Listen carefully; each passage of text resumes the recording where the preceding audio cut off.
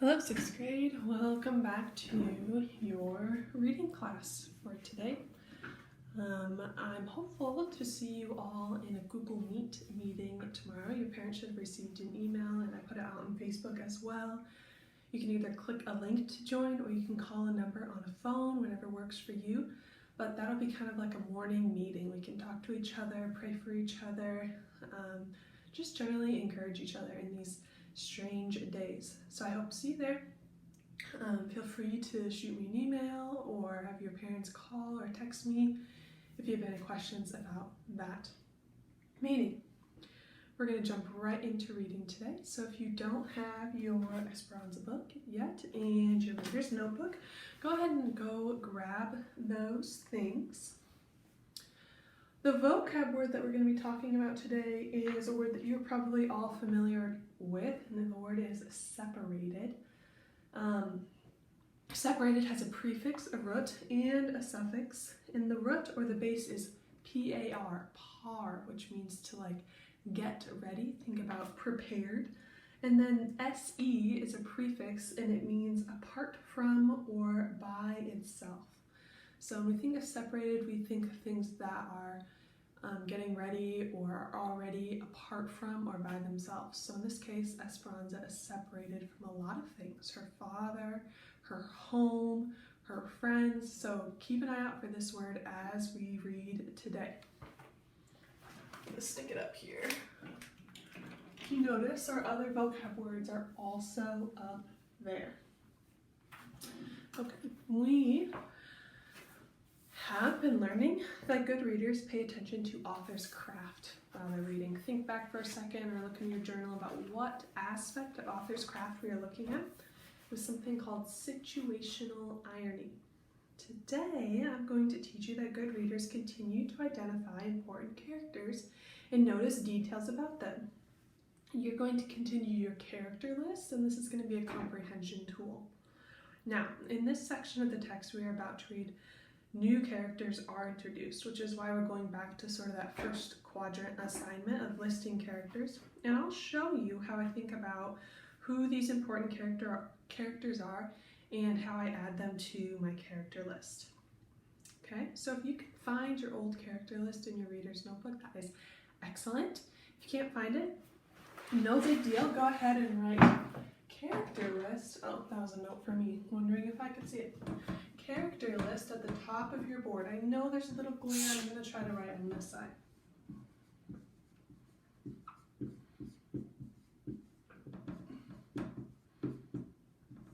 Okay. And then after you've written character list, we're going to go ahead and start on page 81. Okay.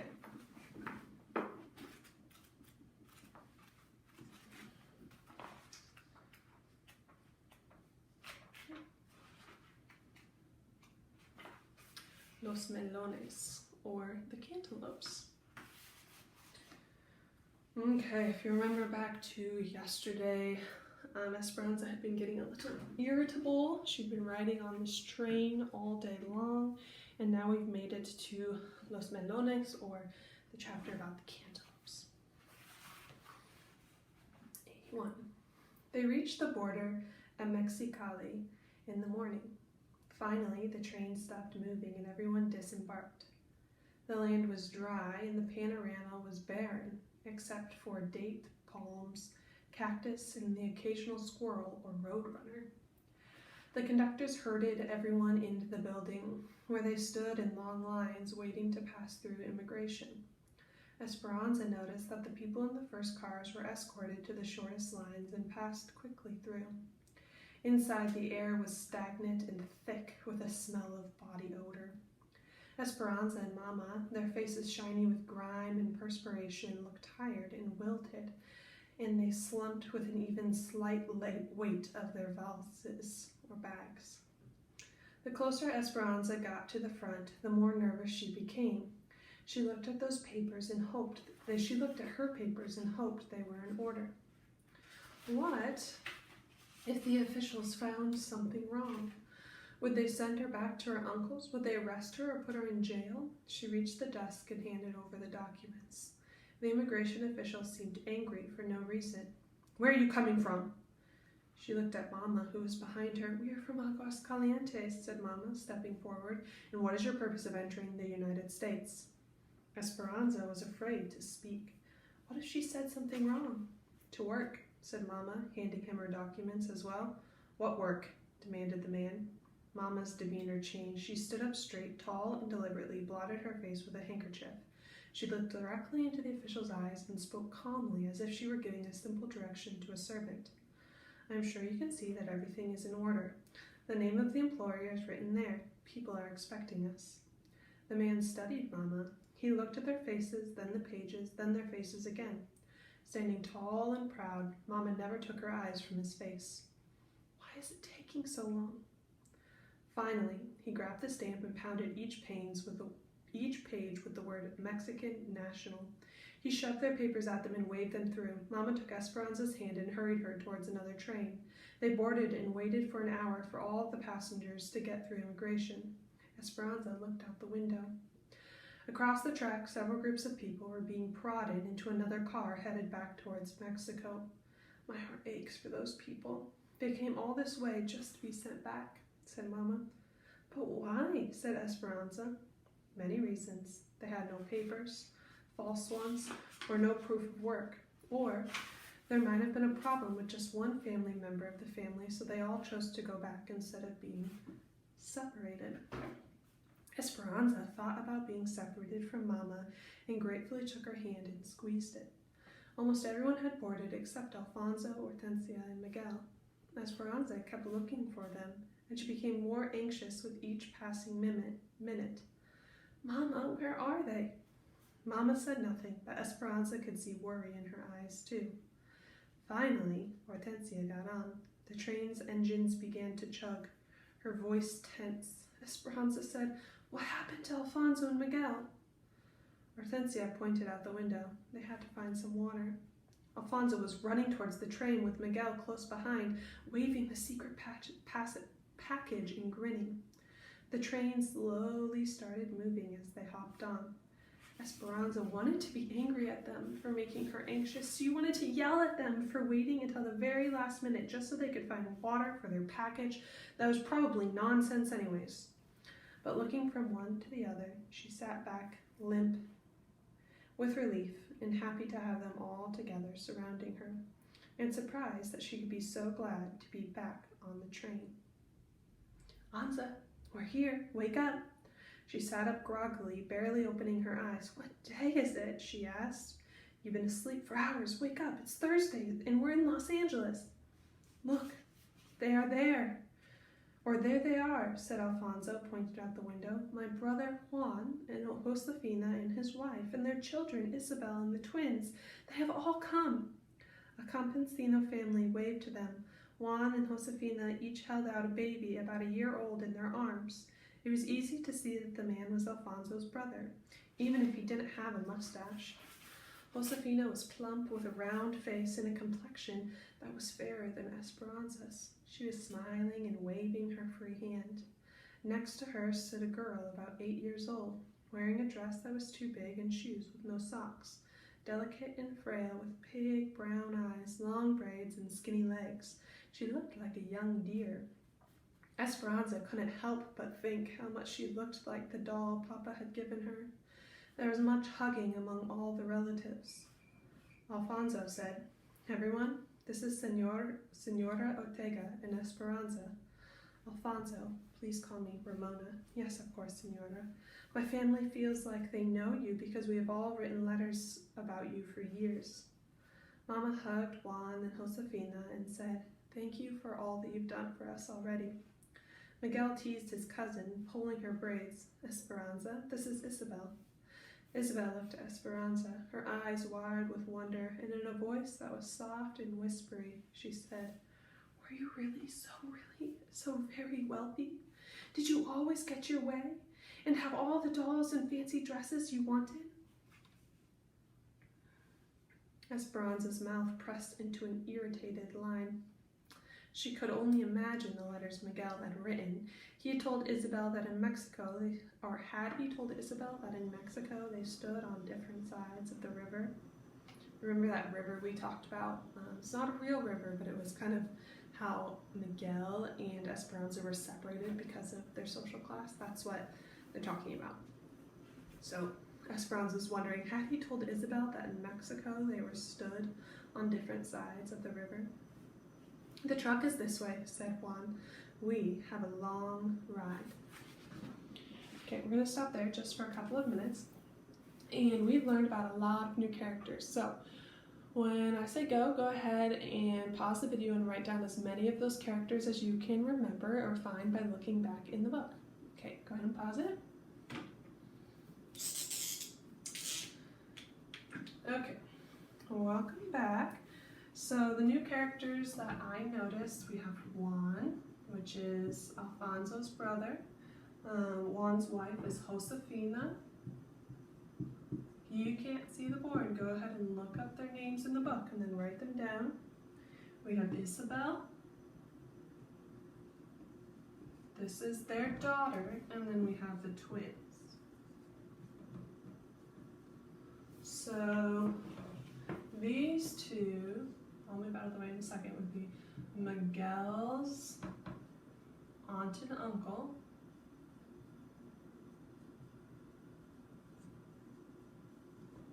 And then these three would be Miguel's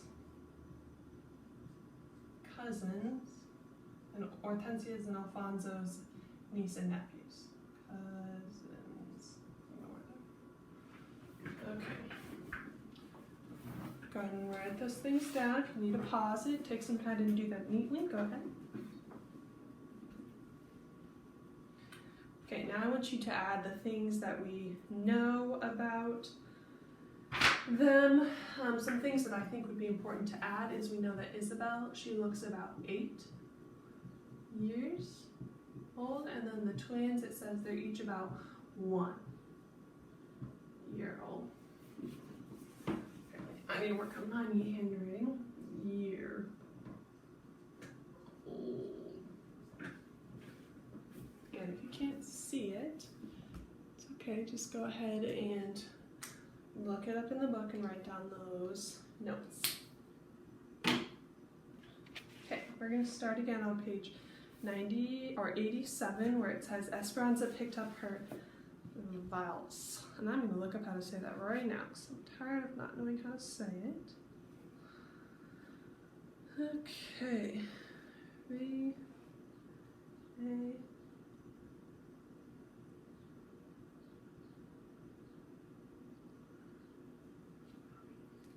A valise. Interesting. Okay. Means a small bag. Esperanza picked up her valise and followed Isabel's father.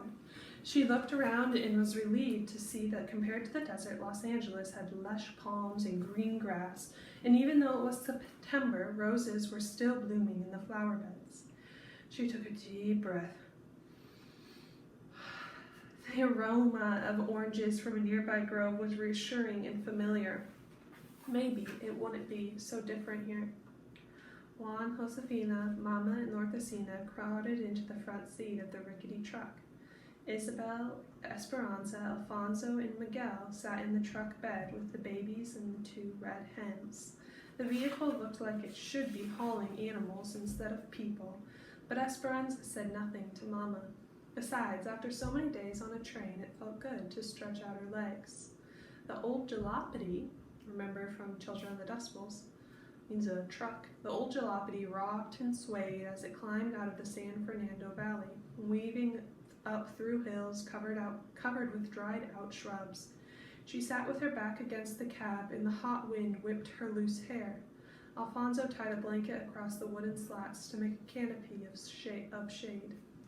The babies, Lupe and Pepe, you could add those names to your list if you wanted, a boy and a girl, were dark-eyed cherubs with thick mops of black hair. Esperanza was surprised how much they looked alike. The only difference was the teeny gold earrings in Lupe's ears. Pepe crawled into Esperanza's lap and Lupe into Isabel's. When the baby fell asleep against Esperanza, his head slid down her arm, leaving a stream of perspiration. "Is it always so hot here?" she asked. My papa says the dry air makes it so hot, sometimes even hotter, said Isabel. It is better than living in El Centro, because now we do not live in a tent. A tent?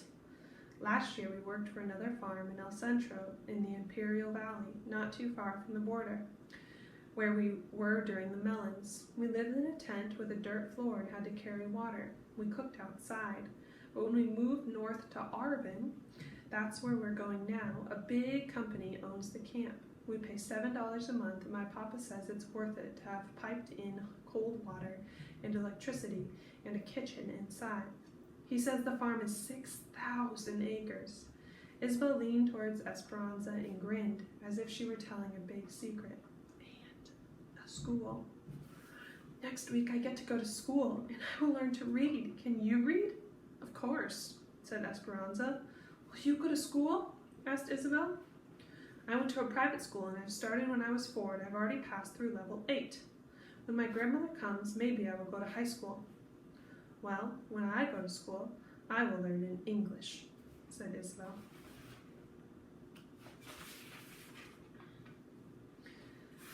Esperanza nodded and tried to smile back. Isabel was so happy, she thought, about such little things. I'm going to stop for a second. A couple of things I want to draw your attention to. They talked about Arvin.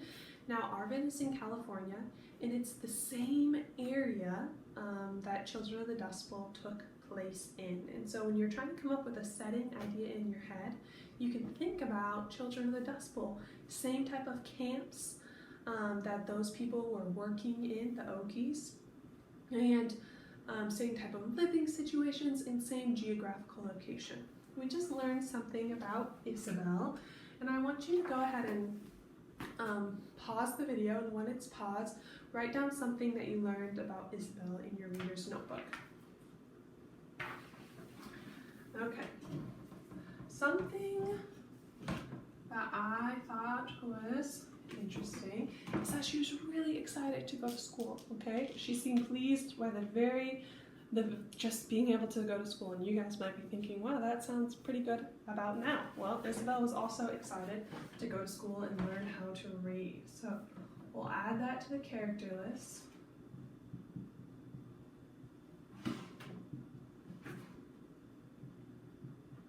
If you did not leave enough room, you can always draw an arrow.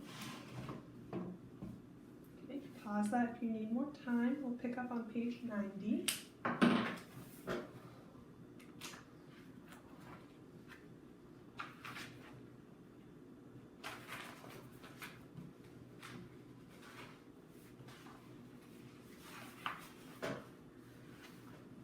Okay, 3 more pages today.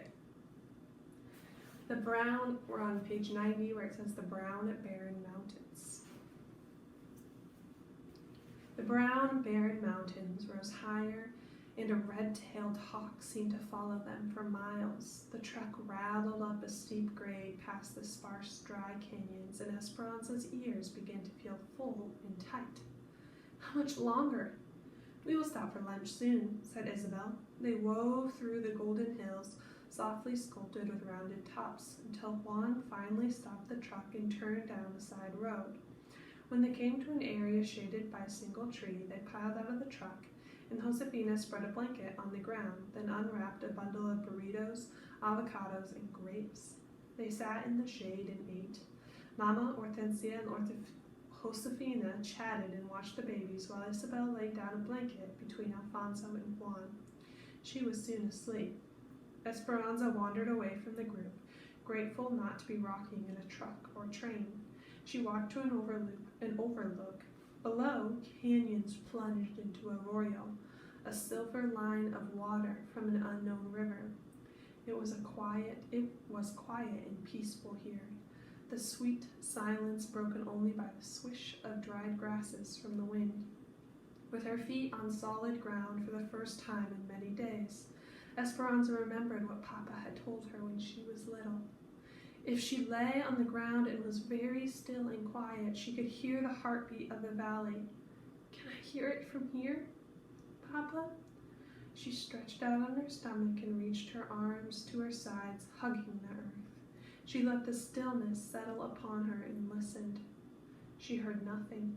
Be patient, she reminded herself, and the fruit will fall into your hand. She listened again, but the heartbeat was not there. She tried one more time, desperately wanting to hear it, but there was no reassuring thump repeating itself. No sound of the earth's heartbeat or papa's. There was only the prickly sound of dry grass. Determined, Esperanza pressed her ear harder against the ground. I can't hear it! She pounded the earth. Let me hear it! Tears burst from her eyes as if someone had squeezed an overripe orange. Confusion and uncertainty spilled forth and became an arroyo of their own. She rolled on her back, her tears worming down her face into her ears. Seeing nothing but the vast sky and dizzying swirls of blue and white, she began to feel as if she were floating and drifting upward. She lifted higher, and part of her felt the sensation, but another part of her felt untethered and frightened. She tried to find the place in her heart where her life was anchored, but she couldn't. So she closed her eyes and pressed her palms of her hands against the earth, making sure she was there. She felt as if she were falling, careening through hot air. Her skin perspired and she felt cold and nauseous. She took short breaths, heaving in and out. Suddenly, the world went black. Someone hovered over her. She sat up quickly. How long had she been in the darkness? She held her pounding chest and looked up at Miguel. Anza, are you all right? She took a deep breath and brushed off her dress. Had she really floated above the earth? Had Miguel seen her? She knew her face was red and blotchy. I'm fine, she said, quickly wiping the tears from her face. Don't tell Mama, she worries. Miguel nodded. He sat down close to her without asking any questions. He took her hand and stayed with her, the quiet interrupted only by her occasional staccato breaths. I miss him too, Miguel whispered, squeezing her hand. I miss the ranch in Mexico and Abuelita. Everything. And I'm sorry about what Isabel said to you. I meant nothing by it. She stared at the dark brown and purple ridges staggering in the distance and let ripe tears cascade down her cheeks. And this time, Esperanza did not let go of Miguel's hands. That's where we're stopping today. I know that section is a little bit confusing. To me, it sounds like Esperanza had a panic attack. So many changes, so many new things. She's dealing with a lot of grief, and so her body is kind of not under her control right now. Sometimes that's what our bodies do. So that's all I have for you today. Go ahead and log on tomorrow to watch the next video, and whenever you are reading, today, tonight, tomorrow, I want you to think about the important characters, write them down so it helps you the next time you see them, you know who they are. This helps you understand the book as a whole. Thanks for joining us today. I will see you tomorrow.